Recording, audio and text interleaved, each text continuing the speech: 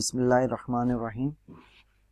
The book is Engineering Material and Construction Techniques, Civil 113, Chapter number 1, Lecture number 2, and Chapter number 1 is Bricks and Tiles. And today our topic is Earth for Brick Manufacturing. Earth for Brick Manufacturing से मतलब ये है कि जो हम BRICS बनाते हैं उसमें ईंट बनाने की जो ज़मीन है, जो रॉ ब्रिक मटेरियल है, वो कौन कौन से हैं, और यही आज हमारा टॉपिक है। इसके ऊपर हम इंशाल्लाह डिटेल से डिस्कशन करेंगे। The first one is clay, earth for brick manufacturing. The first one is clay.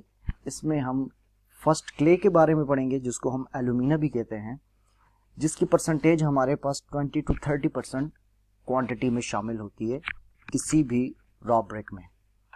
The second is silica. इसकी क्वांटिटी हमारे पास 50 to 60% शामिल होती है। And the third is lime. Lime हमारे पास 3 to 5% इसकी क्वांटिटी शामिल होती है। And number 4 and last other ingredients, जिसकी हमारे पास क्वांटिटी 10 to 12% जो है शामिल होती है किसी भी रॉ ब्रिक मटेरियल में मैन्युफैक्चरिंग के लिए। And now let's start. The first one is clay. Clay को हम एल्यूमिना भी कहते हैं, तकरीबन ये एक ही चीज़ है। इसमें ये बता रहे हैं alumina is the main constituent of clay. It's act as a cementing material in raw brick. Brick clay is plastic due to the presence of alumina. An excess amount of alumina in clay may cause the brick to shrink, warp, or crack on drying and burning process as any other cementing material. इसमें हमें यह समझा रहा है कि जो alumina है वो हमारे पास एक मेन कॉन्स्टिट्यूएंट है, एक मेन हिस्सा है क्ले का। It's act as a cementing material in raw brick. ये हमारे पास जो रॉ ब्रिक मटेरियल होता है उसमें एज अ सीमेंटिंग मटेरियल काम करती है। अब सीमेंटिंग मटेरियल की ये बात क्यों की गई है, याद रखें बेसिकली जो सीमेंटिंग मटेरियल होते हैं हमारे, उनमें एज अ बाइंडिंग मटेरियल उनको इस्तेमाल किया जाता है। उनकी जो नेचर होती है वो बाइंडिंग मटेरियल की होती है, जोड़ने की सलाहियत उनमें मौजूद होती है। तो जो नेचुरली हमारे पास जो एल्यूमिना है, जो क्ले है, ये हमारे पास as a binding raw brick material के तौर पर इसमें इस्तेमाल की जाती है। Brick clay is a plastic due to the presence of alumina. तो हमारे पास जो ब्रिक मटेरियल है, रॉ ब्रिक मटेरियल जो क्ले है, ये एक इज अ प्लास्टिक है due to the presence of alumina. Alumina की वजह से, वो क्या वजह है कि हमारे पास नेचुरली जो ब्रिक में रॉ मटेरियल के तौर पर जो एल्यूमिना या जो क्ले इस्तेमाल की जा रही है, इसकी वजह से जो हमारा मटेरियल बनता है, मिक्सचर बनता है, उसमें प्लास्टिसिटी मौजूद होती है। इसी फैक्टर की वजह से इसमें यह कहा गया है कि ये हमारे पास as a plastic due to the presence of alumina, alumina की वजह से एज अ प्लास्टिक जो है वो रिएक्ट करती है। अब याद रखिएगा कि जो हमारे पास लिमिटेड जो क्ले या एल्यूमिना की जो क्वांटिटी होती है, वो किसी भी ईंट को बनाने के लिए, ब्रिक्स को बनाने के लिए रॉ ब्रिक मटेरियल के तौर पर सबसे इंपॉर्टेंट चीज़ होती है। और जब ये आप इसकी परसेंटेज को, जो कि हमारे पास 20 to 30% होती है, उससे कम या इससे ज़्यादा इसकी क्वांटिटी को इस्तेमाल करेंगे, तो इसके रिजल्ट्स जो हैं वो ऑपोजिट होंगे, बिल्कुल चेंज होंगे।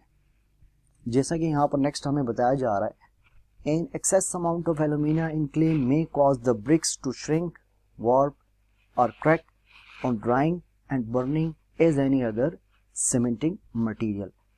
कि हमारे पास इसकी जो ज़्यादा मिकदार इस्तेमाल की जाती है एल्यूमिना की, यानी क्ले की, तो उसकी वजह से ब्रिक्स में श्रिंक पैदा होता है, यानी वो सुकड़ती हैं। वार्प यानी उनमें टेढ़ापन आता है, यानी वो ईंट की शेप चेंज हो जाती है, वो आमतौर पर अपने साइज से चेंज हो जाती हैं, टेढ़ी हो जाती हैं। एंड द थर्ड क्रैक, तो तीसरा उसमें जो फॉल्ट आता है, जो उसमें मसला होता है, वो होता है बारीक बारीक दरारें आ जाती हैं। तो याद रखें, जब उसमें श्रिंकेज हो, जब उसमें वार्प आ जाए या उसमें क्रैक्स आ जाए, तो जो ब्रिक्स होती हैं उनकी स्ट्रेंथ में कमी आ जाती है। और उनको एज अ कंस्ट्रक्शन मटेरियल के तौर पर इस्तेमाल करना बेहतर नहीं होता। और यही हमारे पास क्ले का as a raw brick material के तौर पर इस्तेमाल होता है और उसकी लिमिटेड क्वांटिटी शामिल की जाती है। और उसमें जो क्ले और एलुमिना है, जो एक ही चीज़ है हमारे पास, क्ले एलुमिना, इसको हमने कोशिश ये करना होता है कि हमारे पास बिल्कुल साफ हो, इसमें कोई अदर इंग्रेडिएंट्स वगैरह शामिल ना हो, क्योंकि अगर अदर इंग्रेडिएंट्स शामिल होंगे तो इसमें हमारे पास as a raw brick material के तौर पर जो क्ले इस्तेमाल की जा रही है, उसकी वजह से जो ब्रिक्स होती हैं उसकी स्ट्रेंथ में कमी आती है, उसकी शेप चेंज हो जाती है और नॉर्मली हमारे पास उसमें क्रैक्स आ जाते हैं, जिस वजह से वो ईंट एज अ कंस्ट्रक्शन आप इस्तेमाल नहीं कर सकते, और अगर करते हैं तो उसके फिर आपको नेगेटिव रिजल्ट्स मिलते हैं।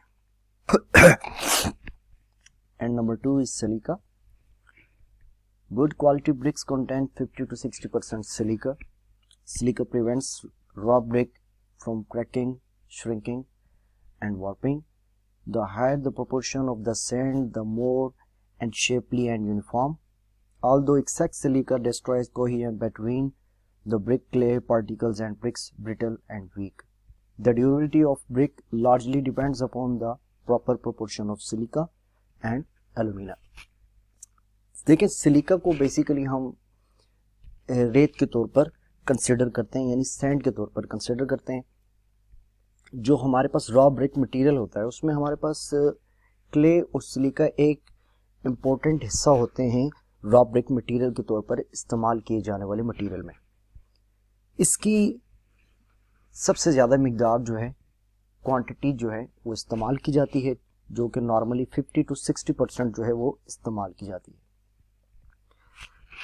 सिलिका की जो क्वांटिटी हम शामिल करते हैं जो कि लिमिटेड होती है, इसकी वजह से ब्रिक्स में जो है वो श्रिंकिंग पैदा नहीं होती, यानी उसमें सुकड़ाव पैदा नहीं होता।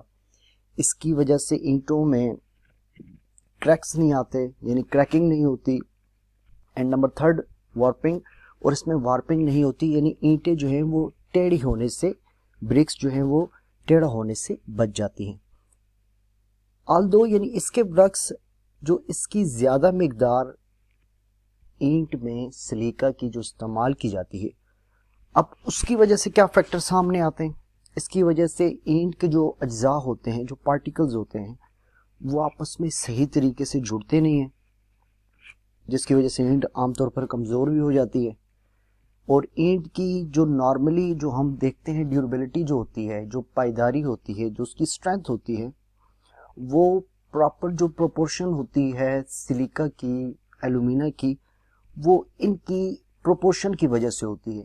तो जब आप इनकी क्वांटिटी को जब ज़्यादा कर देंगे या कम कर देंगे, तो वो आपकी जो रॉ ब्रिक मटेरियल में जो उसकी परसेंटेज ज़्यादा है या कम है, उसकी वजह से आपकी नॉर्मली जो है वो उसकी ब्रिक्स की ड्यूरेबिलिटी में फ़र्क आएगा।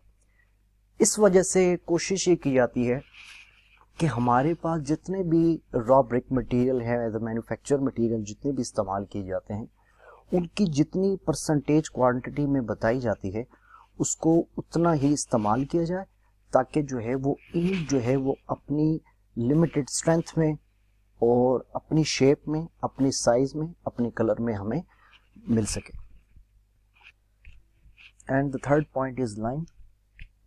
ये भी हमारा एक as a manufacturing raw brick material में सबसे एक इम्पोर्टेंट चीज़ है जो कि इस्तेमाल किया जाता है। प्रैक्टिकली नेक्स्ट मैं आपको इसके एग्जांपल्स भी दूंगा। And the third is lime.